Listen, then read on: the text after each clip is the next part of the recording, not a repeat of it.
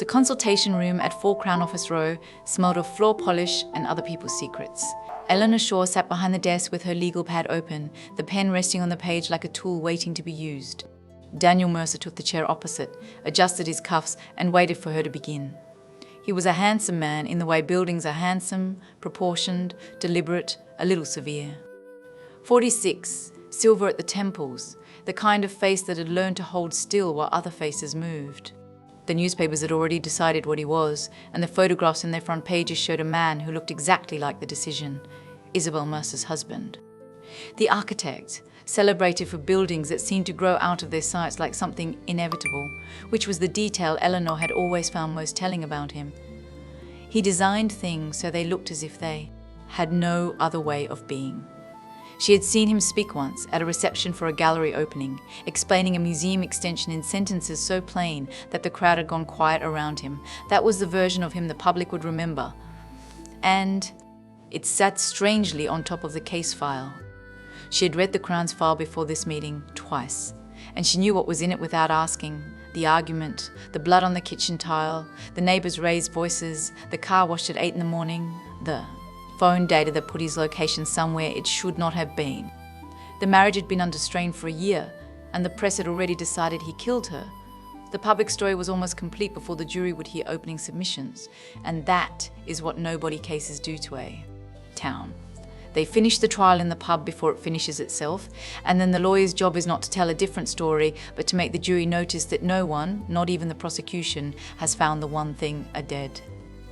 Woman always leaves behind. She had taken the case on a Tuesday, and by Friday she had already noticed what the file did not say. The Crown's evidence was strong, in the way of all no-body cases. It pointed at a man from every direction, except the one that mattered. Argument, blood, panic, cleaning, absence. A story with no corpse in it, which is a strange thing for a murder case to be. She had defended no-body cases before, and she knew the shape of them. The prosecution builds a house out of everything except the one room that matters, and then asks the jury to live in it. The blood report on the kitchen tile was the size of a palm, and the pathologist had called it consistent with trauma, without saying whose. The phone data showed his location at the edge of the reservoir at 2040 in the morning, which was either where he had been or where a phone left on a hook had been. The neighbour's statement was the cleanest item in the file, and therefore the one she read most carefully, shouting, a crash, then nothing. "Mr. Mercer," Eleanor said. "We've met in the corridor twice now, but we haven't spoken properly." "Miss Shaw," he said it flatly, without warmth and without cold. "Thank you for taking the case. My job is not to know whether you are innocent." She let that sit. It was the sentence she gave every difficult client, and it had never once been false in practice, only in theory. My job is to know what the prosecution can prove. Then we should get on with it. She opened to a fresh page. The Crown has the argument, the blood, the neighbour, the car wash, the phone data. They have a marriage in trouble and a wife who walked out one night and never came back. What I need from you is the version they are missing. He looked at her for a moment and something in his face shifted. Not emotion exactly. More like a door opening 1 inch so she could see how deep the room was behind it. "Then I'll give you a version." He leaned forward and his voice dropped to the register of a man reading from notes he had rehearsed. "We argued in the kitchen. It was about her work, what she had found, who it would hurt if she published. She said she was leaving the house, that I could keep the drawings and the practice, that I had enough. She went to get her coat from the hall. I followed. I grabbed her by the arm and told her she was being dramatic, that everything would settle down, that she always did this. She turned, and I grabbed her by the throat. The pen stopped moving on Eleanor's pad. She did not look up. Continue." He squeezed until she went still. I put her in the car, drove to the reservoir near Datchet, and let go of her over the water. I came home, cleaned the car that morning, and told everyone she'd left. He paused. It was stupid.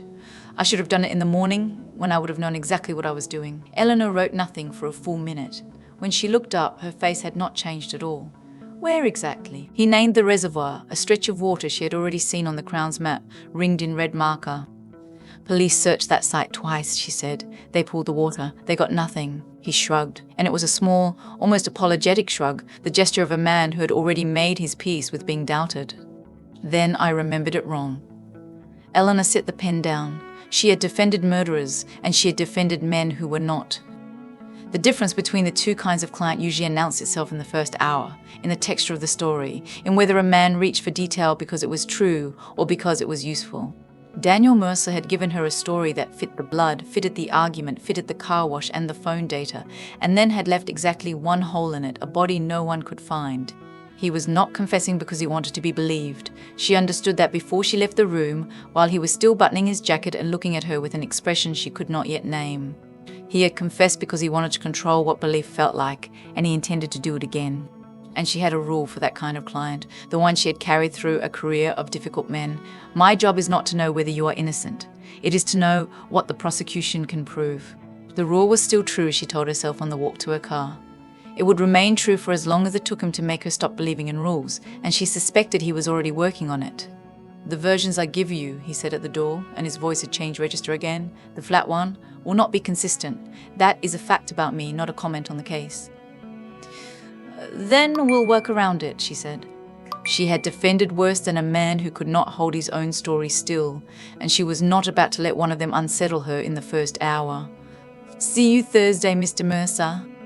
He walked her to the door, which was not required, and stood there while she gathered her things. She walked to her car in the grey afternoon, and in the rearview mirror she watched him through the glass of the chambers until he was gone. He had not said goodbye. She would think about that for a week. And when she finally named it, the name was not professional. 6 days later, he did not sit down. He stood by the window of the consultation room, his back to her, watching the street through glass that was probably meant to be one way. I lied, he said. Eleanor looked up from the file she'd been rereading for the third time. About the strangulation. All of it.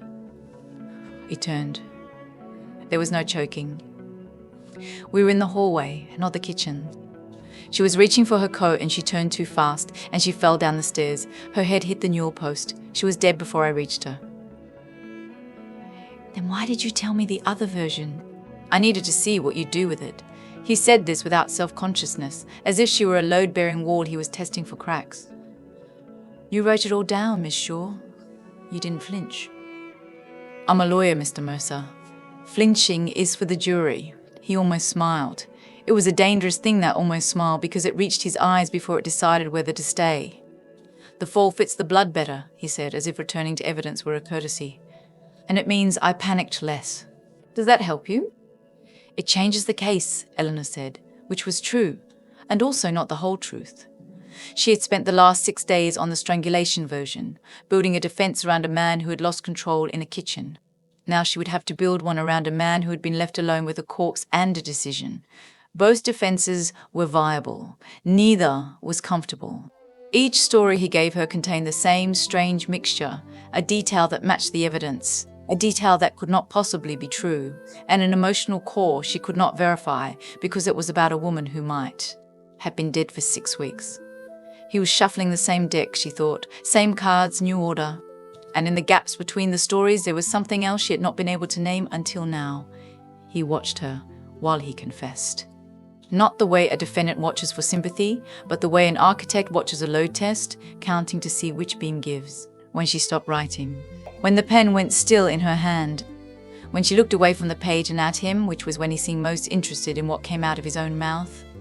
Which version is true, she asked, and meant it as a procedural question. He looked at her for a long time. You'll know when you've heard them all. The third conference was on a Friday, and the fourth on the Monday after.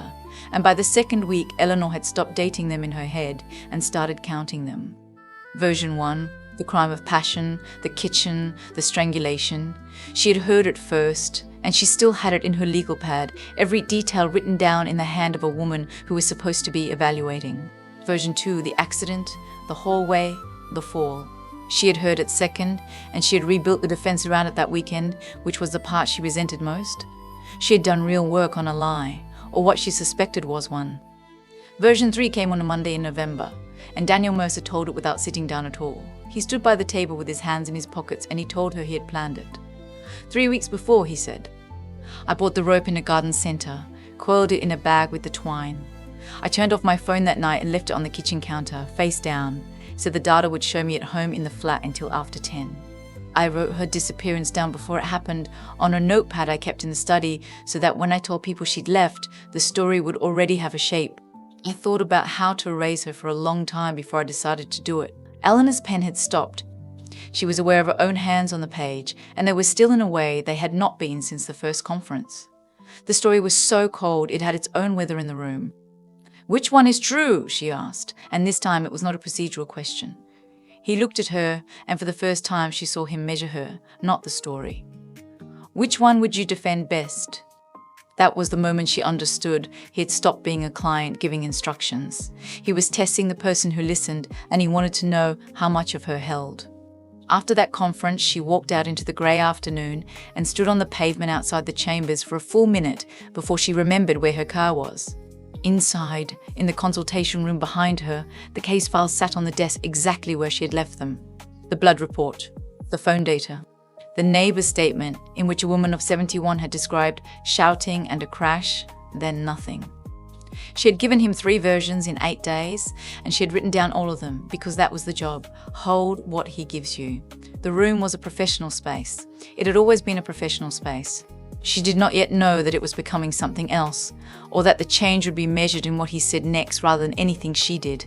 The risk came on a Wednesday in December, after the 4th version, which was a rearrangement of the first with the car wash moved to an hour earlier, and Daniel standing over Isabel for exactly as long as it would have, taking the neighbours nothing to begin. Eleanor had gathered her files into a stack and stood, because she was done for the day, and the next conference was not until Thursday.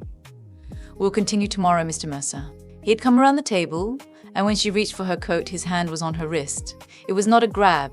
It was lighter than the one he described in his stories, and it held still.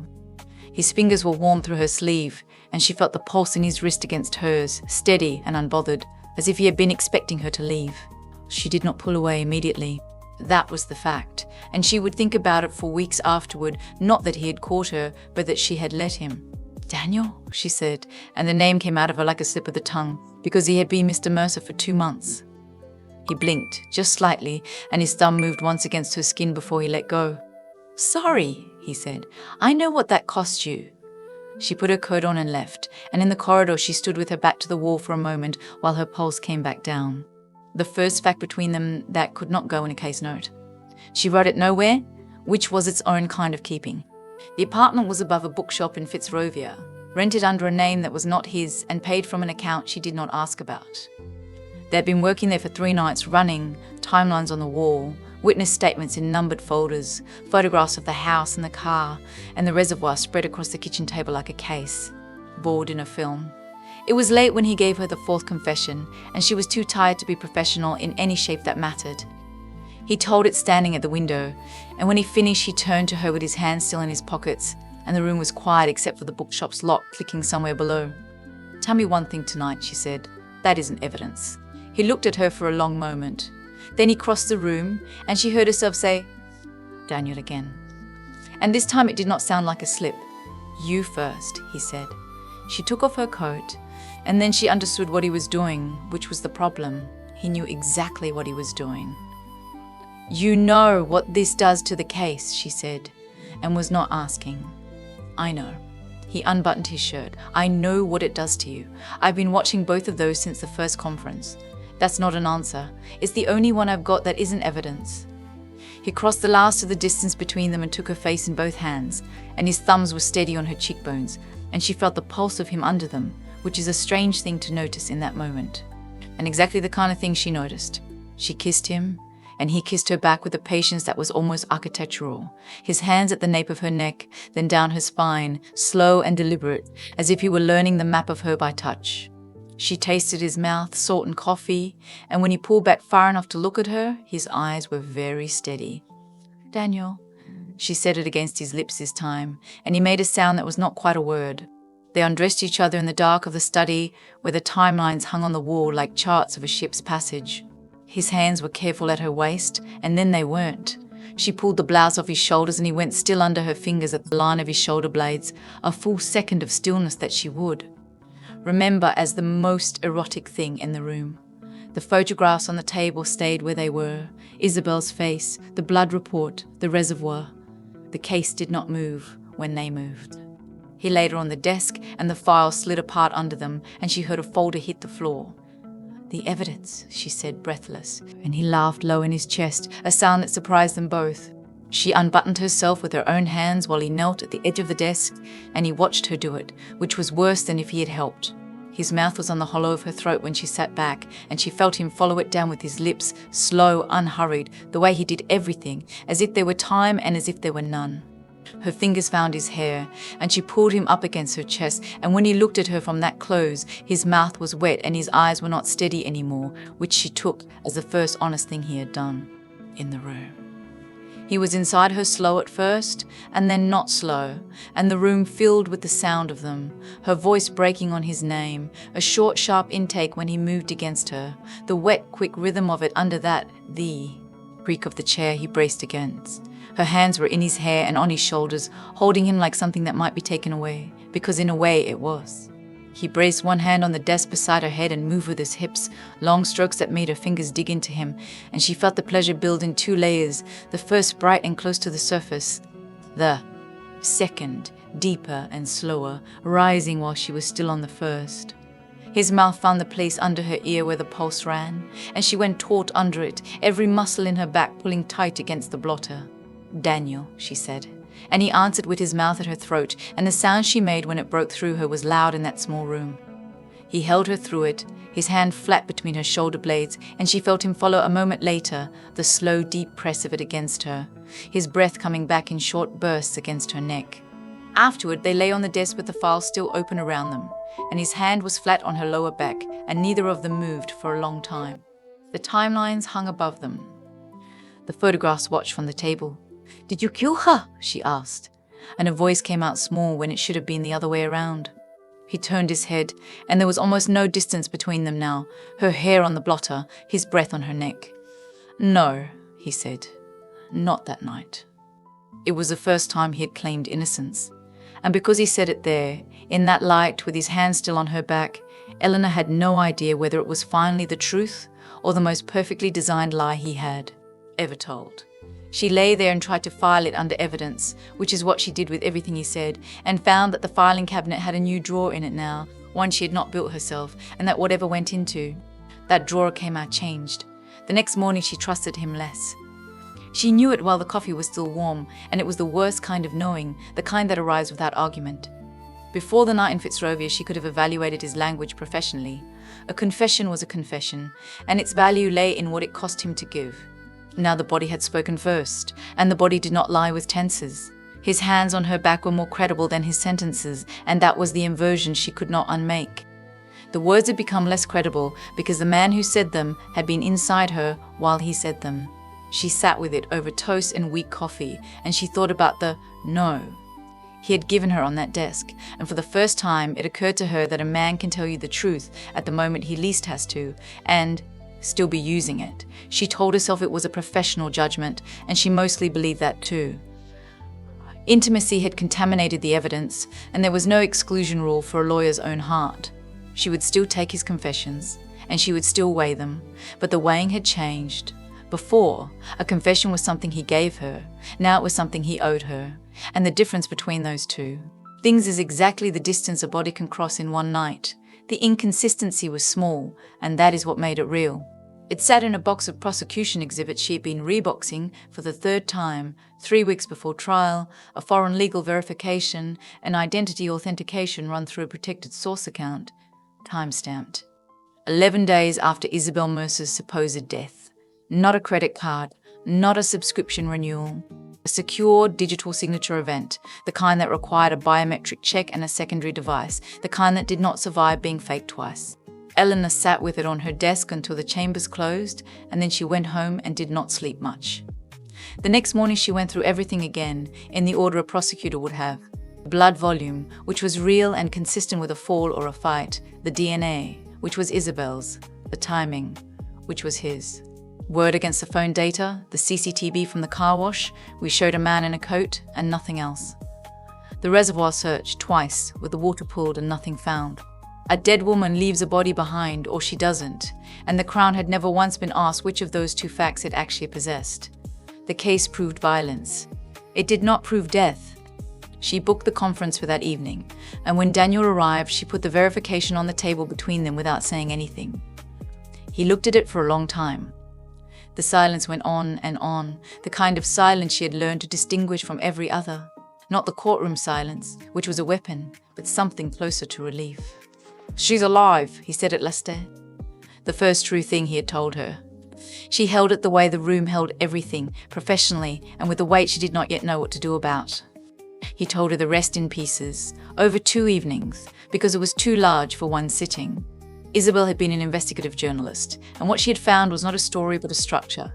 Money moving through a politically protected network, names at the top that owned people. She had not been able to publish without dying, and she could not have simply left, because the people looking for her were good at following women who still existed. So she had staged a death, and she had needed a husband everyone would believe had killed her. "The blood was real," he said. "We fought, and she cut herself, and I cleaned less than I should have." The argument was partly real. The fear in it was all real. The car wash was deliberate, because a man who washes his car the morning after his wife disappears is a man the police will never stop looking at. "The confessions," Eleanor said, "all of them. Camouflage for the camouflage.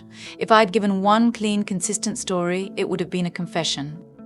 If I gave several broken ones, I became unreliable, and an unreliable man is not a murderer.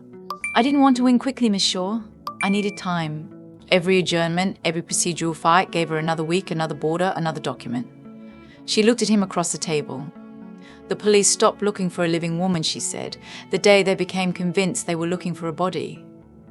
Yes. That was the point of me. He said it without pride and without shame, which took her a moment to place. "I am the camouflage. And if I told the Crown what you've just told me, then she dies within a year. The verification you found is one of 3. The other 2 are in places that do not have extradition. You can take the case to trial, Miss Shaw, or you can take it to her. Those are your 2 options, and only one of them keeps everyone alive." Eleanor sat with that for a while. It was the first time he had played her, and she liked it less than she would have liked to admit. "Isabel knew you'd do this." She wrote it down. "In the notepad I told you about, the one in the study." He said it flatly, and she understood then that even his notepad had been a prop in someone else's architecture. She needed the world to believe I was the most believable murderer available. Eleanor sat with that for a while. "And the confessions you gave me?" "Night after night, watching me listen." "That was the part that hurt," she said, and was surprised by how quiet her voice was. "Not that you lied, that you knew she was alive, while I listened to you kill her." "Which part?" he asked. "Was any of it real?" She did not answer him that night, and she was not sure she ever would. She walked out of the consultation room into a London evening that had gone cold, and in the car she sat with her hands on the wheel for a long time before she started the engine. The wound was not that he had lied. Lawyers lived on that. It was their bread. The wound was the watching. Night after night he had watched her become attached to a man she believed might truly be a murderer, and he had let her because her attachment was load-bearing. He had not just lied to her. He had used the lying as a tool, and the tool was her. She drove home slowly, and on the way she understood that she would still take the case to trial, not for him, for the part of her that had not yet been chosen, if such a part still existed. The dossier came to her in a lawyer's letter, 3 days before closing submissions, with no cover note. Inside, a file on herself, recorded arguments from her old cases, transcribed in full, with the moments of hesitation marked in margin notes that were not her handwriting. Professional commentary, including one that described her style as a woman who is drawn to contradictions rather than frightened by them. A photograph, dated 4 years before the case existed. A conference dinner, Daniel Mercer at one side of her, Daniel at the other, and Eleanor between them, holding a glass of wine and looking, in the photograph.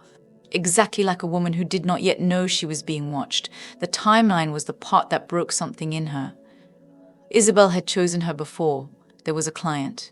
Before the charge, before the case, before any of it. The research predated the disappearance by months. The margin notes in the case transcripts were dated, and the dates ran for a year. She was not hired because the case happened. She had been selected as part of how the case would happen. Eleanor read it twice in the car, with the engine off and the wipers still ticking.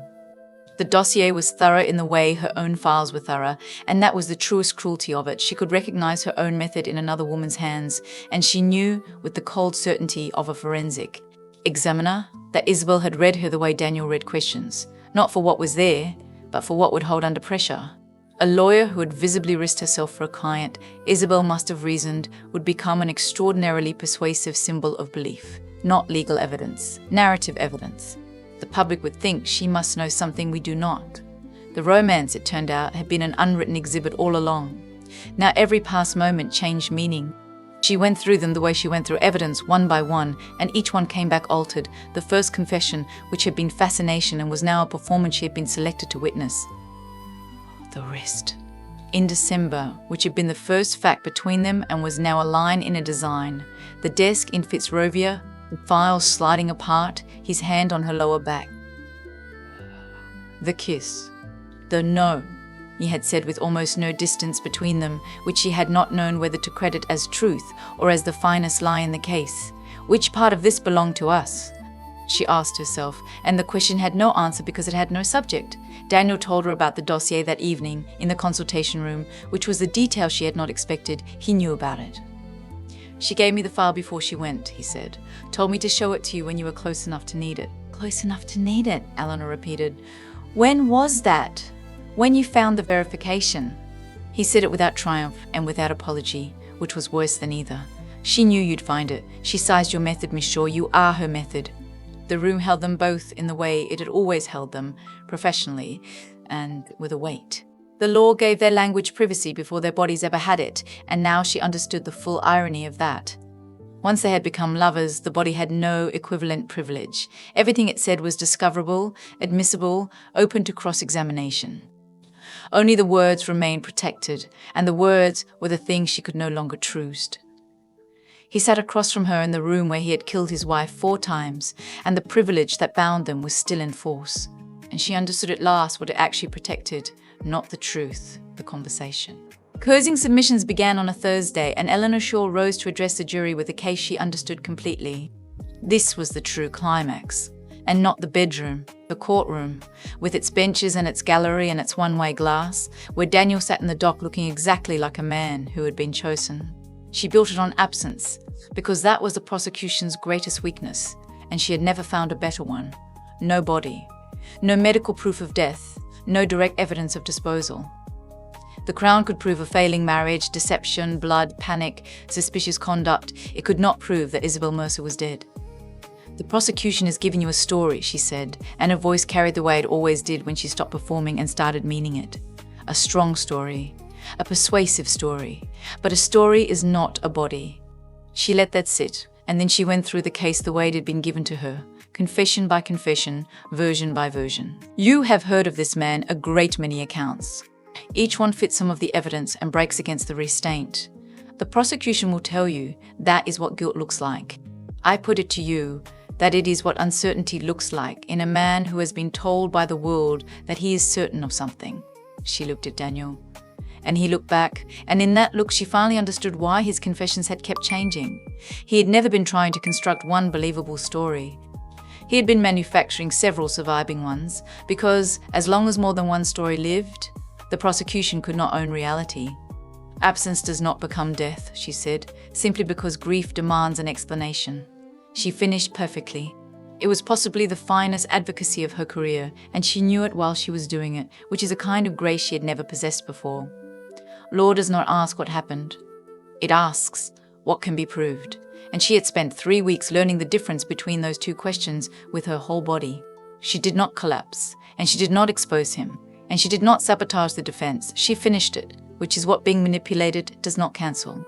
Being chosen for a role does not make the acting false, and she had decided that in the car on the way to court, with the dossier in her bag and the harbour of it still behind her.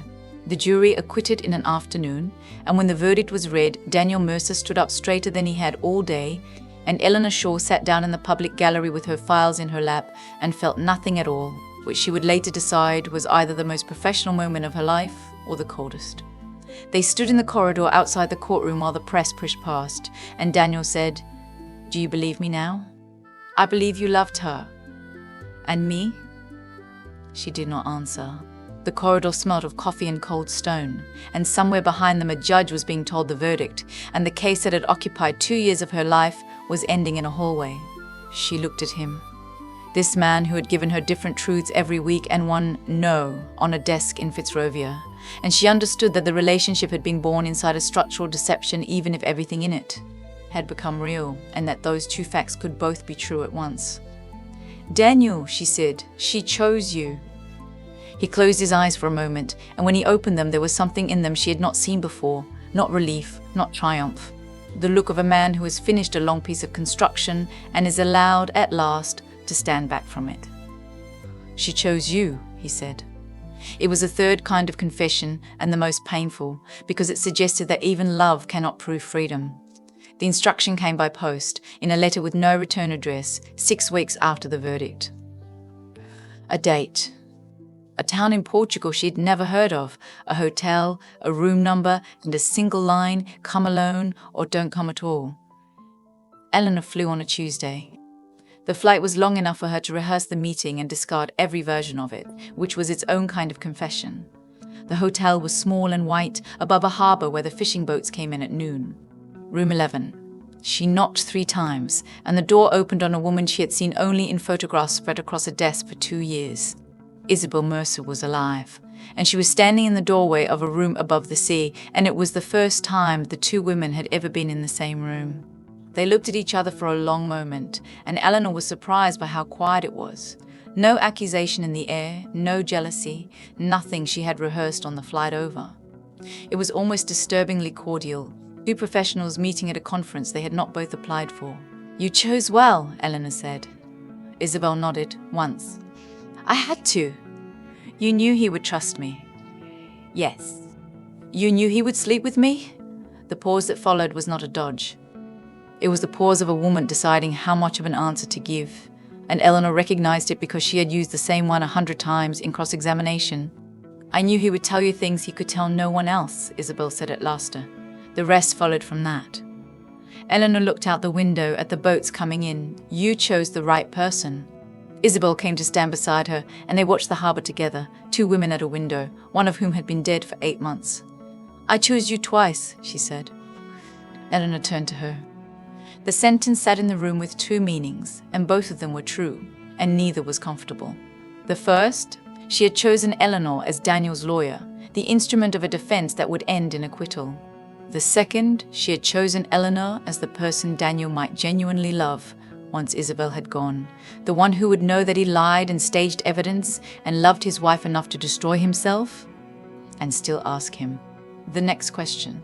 It was manipulative, it was perceptive, it was loving, and it was cruel, all at once, in a proportion that Eleanor suspected Isabel had calculated.